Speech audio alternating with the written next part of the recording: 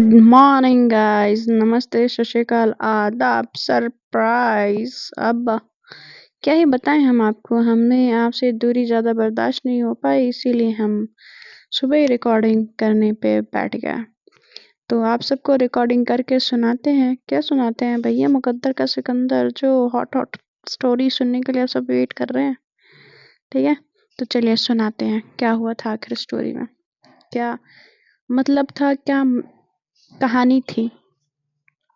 Previous part नहीं दे रही, जाके पीछे सुन लीजिएगा कि प्रीवियस पार्ट क्या था। तो हमारी जो सान्या होती हैं वो बहुत ज़्यादा पैशनेट होके उनको जब किस कर रही होती हैं, उनको अपने बाहों में थाम के, उनके कमर में अपने हाथों को एकदम कस के दबा के, कहते हैं ना कि एकदम टाइटली हग करके, उनके जो शोल्डर पे वो किस कर रही थी, फिर उनको टर्न करा के जैसे ही वो उनके लिप्स की तरफ किस करने के लिए बढ़ रही होती हैं, तो हमारी जो कंगना होती हैं कस के वो अपनी आँखों को बंद कर लेती हैं मिचमिचा के, और अपने मुट्ठी को अपने जो सूट पहना होता है उस कपड़े को मुट्ठी में भींचते हुए आँखें को बंद कर लेती हैं। जब बंद कर ली होती हैं और उनके चेहरे पे वो डर, वो घबराहट उनको दिख रही होती है सान्या को। सान्या भी उनको ज़्यादा अब परेशान नहीं करती। उनके लिप्स पे वो जाने से पहले अब वो उनके पैरों में आ चुकी होती है अचानक से। उनको इतना देर, थोड़ी देर वेट करने के बाद जब हमारी कंगना आँखें खोलती हैं कि क्या हुआ, मतलब ये कड़वा करेला कहाँ गया अचानक से, तो वो ये देखने लगती हैं आसपास, तो कोई दिखता नहीं है। जब वो देखती हैं कि जो कड़वा करेला है उनके पैरों में बैठा हुआ है, उनके पैर को पकड़ के कहती कि सान्या जो बोल रही होती हैं, कहती हैं कि कंगना मुझे माफ़ कर दो। तो अचानक से जब वो ये वर्ड सुनती हैं तो वो हक्की बक्की हो जाती है कि ये क्या क्या हो गया कड़वे करेले को। फिर कहती हैं कि अरे अरे क्या हो गया सान्या, सब ठीक है ना? तो कहती है कि सब ठीक है, बट कितना ठीक है वो मुझे नहीं पता। मैं कोशिश कर रही हूँ ठीक करने का, और जब तक तुम मुझे माफ़ नहीं करोगी मैं यहाँ से उठूंगी नहीं।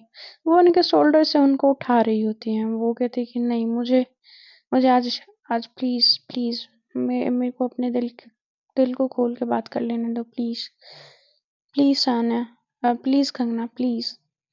वो उनको ऐसे बैठे हुए देख के उनके पैरों में उनको अच्छा नहीं लग रहा होता है। अचानक से ये क्या हुआ, उनके दिमाग में ये चीज़, ये ख्याल जब दौड़ता है तो कहती हैं कि सान्या हुआ क्या, प्लीज़ बताओगी? अब ऐसे करके ना डराओ मत, प्लीज़ प्लीज़ बता दो क्या हुआ। तो कहती हैं कि मुझसे जो गलती हुई वो मुझे माफ़ कर दो। मुझे नहीं पता कि मैंने तुम्हारे साथ इतना सब कुछ किया, फिर भी तुमने बर्दाश्त किया, तुमने कुछ कहा नहीं, तुमने कुछ शिकायत नहीं की, किसी से कुछ कहा मेरे बारे में नहीं, तुमने कभी मुझे ऐसा फील नहीं कराया। बट मैंने तुम्हें हर वो वक्त, हर वो लम्हा कोशिश किया तुम्हें नीचा दिखाने का, तुम्हें गंदा फील कराने का। इनफैक्ट मैंने कई बार तुम्हें धक्का दिया, तुम्हें चोट लगी, तुम्हें दर्द हुआ, फिर भी मैंने तुम्हारी तरफ नहीं देखा। मैं इतना क्रूर, इतना जालिम कैसे हो गई मुझे नहीं पता। सान्या जब बोल रही होती हैं तो कंगना बस उनकी बातों को सुन रही होती है कि देखिए कड़वे करेले को क्या हो गया अचानक से। तो जब वो पूछती है कि हुआ क्या, आखिर बात क्या है, बताओगी? तो कहती हैं कि बात कुछ नहीं है, बस जो है मैं बस वही तुम्हें बोलना चाह रही थी, वही तुम्हें बताना चाह रही थी। मुझे नहीं पता कि तुम्हें क्या लगता है, कैसे लगता है, क्यों लगता है, मगर इतना पता है कि तुम अगर मेरी ज़िंदगी में ना होती तो शायद मैं बिखर चुकी होती। तुमने मेरी इतनी नफ़रत सही। मुझे लगा कि तुम गलत हो। मुझे लगा कि तुम्हारी गलती है, जबकि तुम्हारी कोई गलती ही नहीं थी, तुम्हारा कोई कसूर ही नहीं था। जब वो ये सब बातें सुन रही होती है तो वो चुप होती है। फिर सान्या जो होती हैं, वो जो बैठी होती हैं उसके पैरों को पकड़ के वो उनके शोल्डर से उनको पकड़ती हैं कंगना और कहती कि प्लीज़ सान्या उठो, उठ जाओ प्लीज़, बैठो यहाँ पे। उनको उठाती हैं और बेड साइड बैठाती हैं। जब वो बैठाती हैं तो कहती हैं कि अब बोलो, अब क्या बात है? तो वो बताती हैं, सारी बातें बताती हैं कि मैंने तुम्हें गलत समझा, वो मेरी गलती थी, तुम तो कभी गलत थी ही नहीं। वो सारी बातें वो बता रही होती हैं जिन्होंने जिस वजह से उन्होंने गलत समझा होता है। जब वो उनको सारी बातें पता चली होती है, जो व्हाट्सएप पे उनको मैसेज आया होता है, वो वही मैसेज होता है जो राहुल ने भेजा होता है। ये प्रूफ हुआ होता है कि ये सारी चीज़ें जो हुई हैं, उसमें उनके डैड की कोई गलती नहीं थी।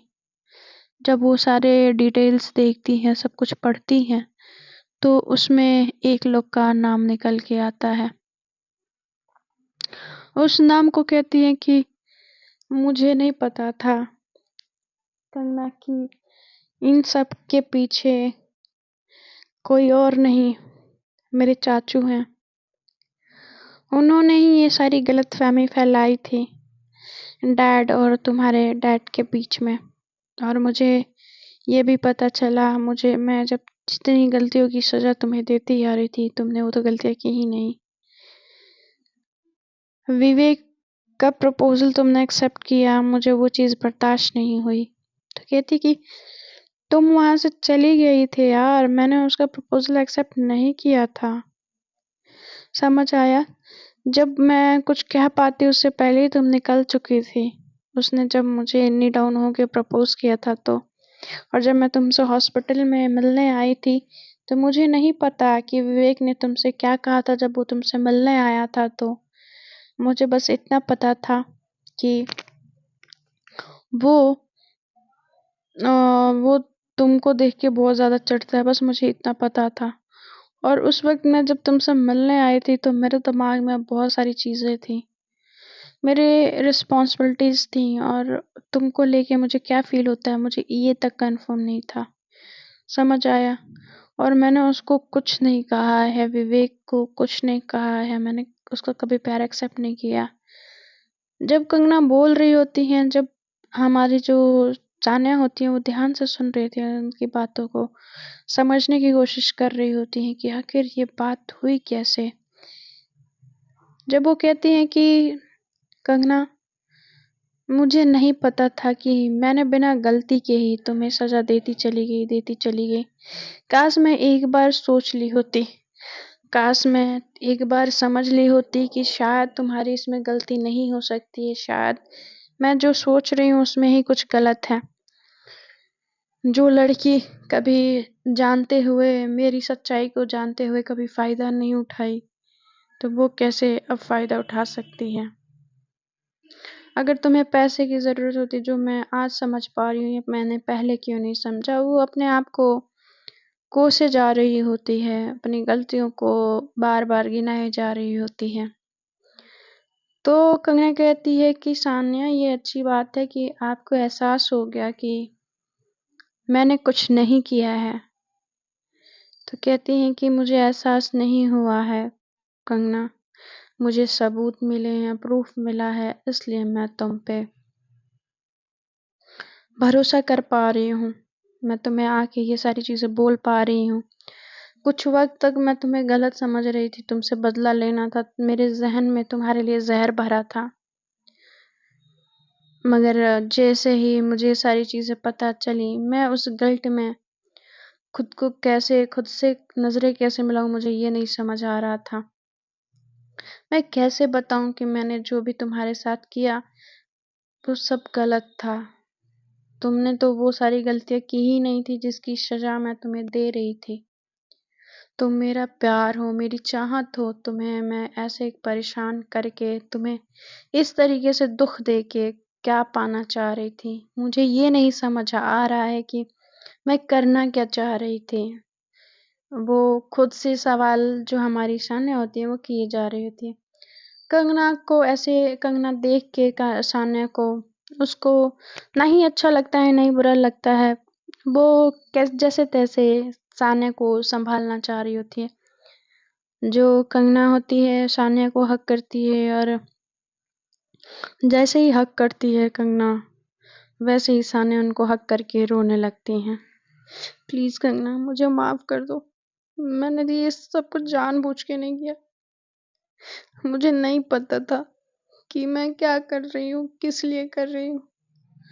बस उस टाइम, उस वक्त मुझे तुम्हारा बस वो धोखा, वो तुम मुझसे जब हॉस्पिटल में ले आए, विवेक का प्रपोजल एक्सेप्ट किया, ये सारी चीजें चल रही थी।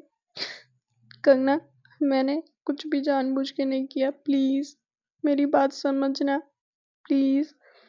तो उसके, वो जब रो रही होती है उसको गले लगा के, तो वो बस उसको रोने देती है।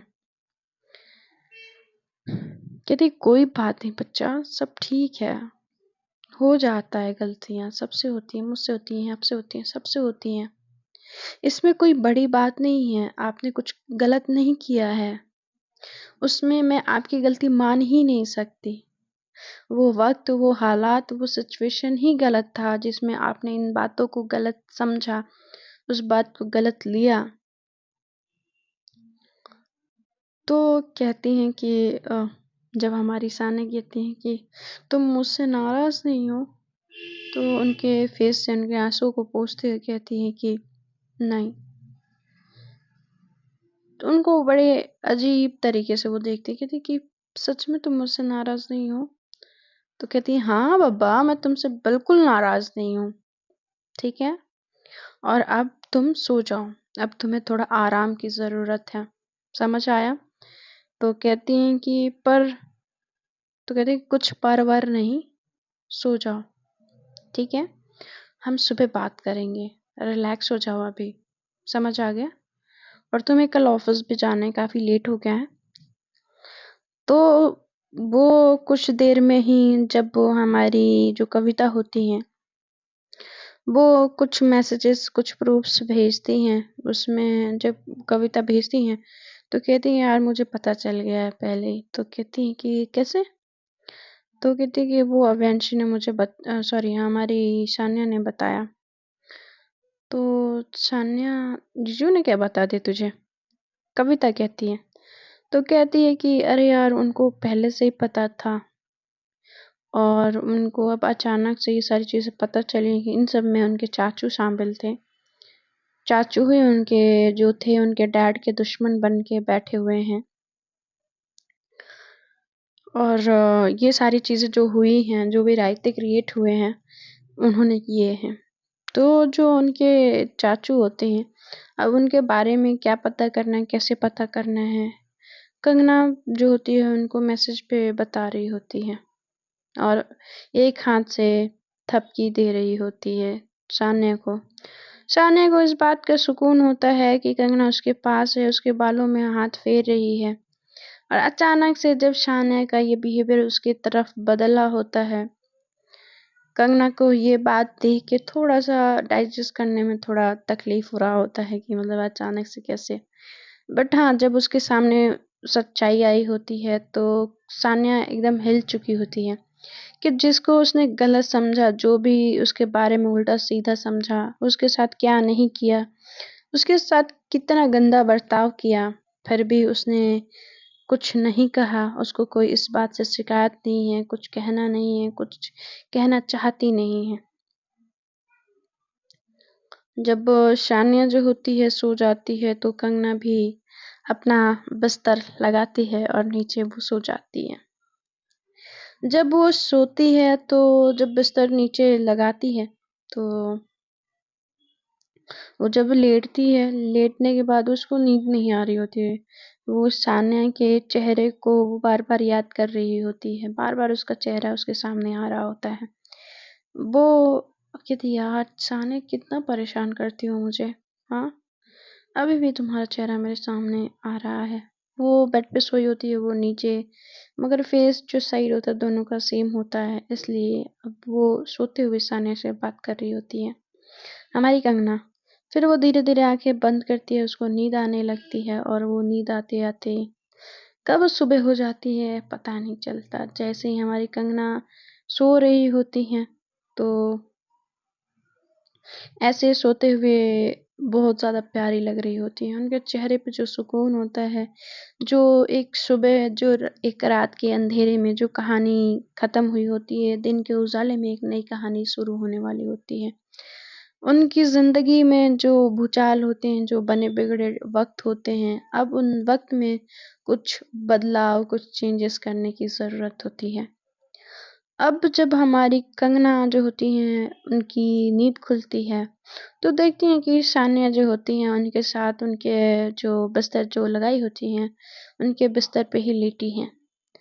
तो जब उनको ऐसे लेटते हुए देखती हैं, तो वो कहती हैं कि उनका हाथ जो होता है, उनके कमर पे होता है और उनका फेस उनके फेस से बहुत ज़्यादा करीब होता है। तो एक वो ना होता है ना कि एक आँखें भर के एक दूसरे को देखना, वो इस तरीके से कभी नहीं देखी होती हैं। कंगना जो होती हैं सान्या को, वो अब आंखें भर के देख रही होती हैं। जब आंखें भर के देख रही होती हैं तो कहती हाय, सोते हुए कितनी क्यूट लगती है यार। ये कड़वा करेला इतना कड़वा क्यों है?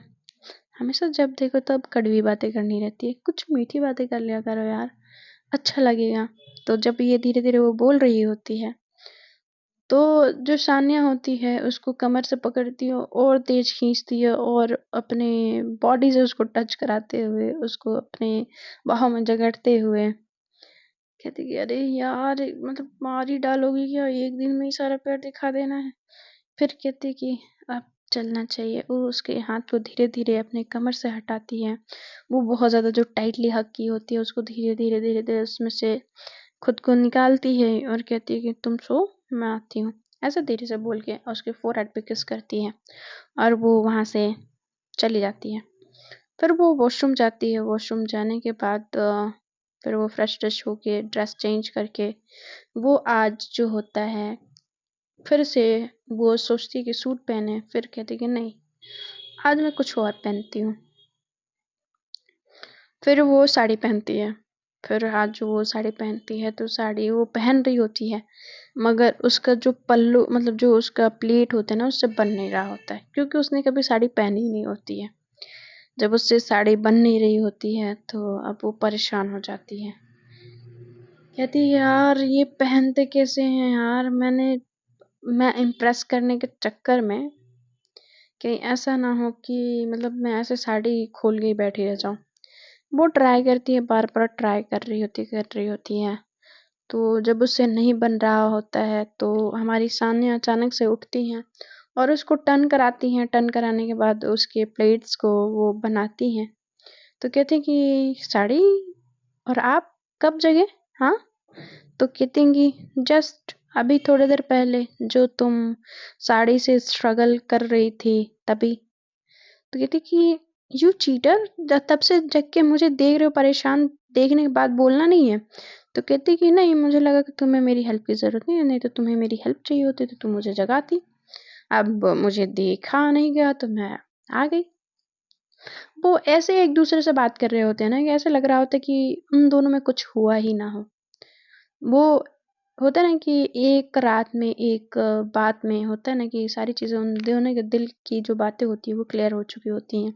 मगर जो होता है ना कि मेन पॉइंट, अपने दिल की बात तो वो कह चुके होते हैं गुस्से गुस्से में, कि मैं तुमसे प्यार करती थी, अभी नहीं करती हूँ। मगर होता है ना ये क्लियरेंस, कि बैठ के बोलना कि भाई मैं तुमसे प्यार करती हूँ और बेहद करती हूँ, बेपनाह करती हूँ, ऐसा हमारी सान्या और कंगना दोनों ने एक दूसरे से नहीं बोला होता है।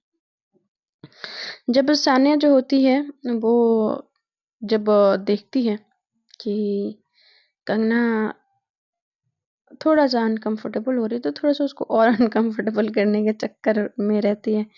कहती है कि अच्छा बेटा, तुम अनकंफर्टेबल हो रही हो, तो रुक जाओ और बताती हूँ। तो वो साड़ी को और स्लोली उसका प्लेट बनाने लगती है, और उसके जो नाभि से उसका जो फिगर होता है वो बहुत अच्छे से चेकआउट मार रही होती है सान्या। तो कहती है कि जल्दी करो, मुझे नीचे जाना है। तो कहती है कि हाँ हाँ कर ही तो रही हूँ, देखो कर ही रही हूँ ना, बना रही हूँ, वेट। अब ऐसे करोगी तो कैसे होगा, तुम्हें थोड़ा तो वेट करना पड़ेगा ना कंगना। तो कहती हैं कि हाँ मैं वेट ही कर रही हूँ, तब से तो मैं बना ही रही थी, अब मेरे से बना नहीं, और आप बनाने चले हो जैसे कि आपको बनाना बहुत आता है। कहती कि ओ मैडम मुझे अंडर एस्टिमेट मत करना, मैं ना सानिया हूँ, ठीक है, सानिया यशवर्धन शाश्वत अग्रवाल, समझ आया। कहती हाँ हाँ अच्छे से जानती हूँ भैया, इतना बड़ा नाम समझ के ना खुद को इतना लंबा नहीं समझ लेना। तो कहती है कि यार तुम हर बार तुम मेरी बेइज्जती करती रहती हो, अंडर एस्टिमेट करती रहती हो। लो उसको जब उसको अभी ऐसे ये लोग बात कैजुअली कर रहे होते हैं, प्लेट बनाने के बाद जब वो उसके साड़ी को जब वो उसके टक करने वाली होती है, तो वो जब वो टक करती है तो जो उसके टमी पे जो उसका हाथ टच होता है, तो हमारी कंगना की सांसें बढ़ जाती हैं जब वो टच फील होता है उस तरीके से। वो जानबूझ के थोड़ा सा और, मतलब वो होता है ना कि उसको जानबूझ के परेशान करने के लिए थोड़ा सा और टच फील कराते हुए वो अपने हाथों को निकालती है उसको, उसका जो प्लेट होता है टक करने के बाद। वो जब ऐसे करती है तो कहती कि ये क्या बदतमीजी है। तो कहती कि कैसी बदतमीजी। तो मैंने तो कहा कि साड़ी का प्लेट में जल्दी जल्दी नहीं बना रही, मैंने बना के टक कर दिया। तो कहती है कि सानिया ज्यादा चालाक मत बनो। तो कहती है कि मैं चालाक कहाँ बन रही हूँ बीबी, अभी तो मैं चालाकी दिखाई नहीं। तो तब तक ये दोनों लड़ ही रहे होते, तब तक हमारी जो अंशु होती है वो आ जाती हैं। अंशु आ जाती हैं, कहती हैं कि ये सुबह सुबह आप दोनों लड़े जा रहे हो, क्योंकि दरवाजा जो होता है वो खुला होता है, रात में ही उन्होंने लॉक नहीं किया होता अच्छे से। जो हमारी कंगना होती है और वो सानिया जो होती है वो लॉक लगाई होती है, मगर वो लॉक लगा नहीं होता तो दरवाजा खुल जाता है। तो जब कंगना सानिया की तरफ देखती है कि इसने लॉक लगाया था, ये खुला कब। तो कहती है कि आपने तो, कहते कि हाँ बट ठीक से लगता है लगा नहीं। तो कहती कि तुम अंशु यहाँ। तो कहती कि हाँ मैं यहाँ, क्यों मुझे नहीं होना था। ओ आप दोनों के लवी डबी मोमेंट में मैंने खलल डाल दिया। तो कहते हैं कि हमारे जो शाने कहते कि अंशु कुछ ज्यादा नहीं बोल रही हो। तो कहती है नहीं नहीं दीदू मैंने कुछ बोला ही नहीं, मैं ये बोलने आई थी कि बड़ी ताई बुला रही हैं आप दोनों को, तो आप जल्दी नीचे आ जाओ, ठीक है। तो कहती कि हाँ ठीक है तुम चलो हम लोग आते हैं। तो इधर जो हमारी जो सानिया होती हैं वो कंगना का हाथ पकड़ के रखी होती हैं। तो कहते कि नहीं नहीं भाभी अभी चलेंगी, भाभी चलो अभी।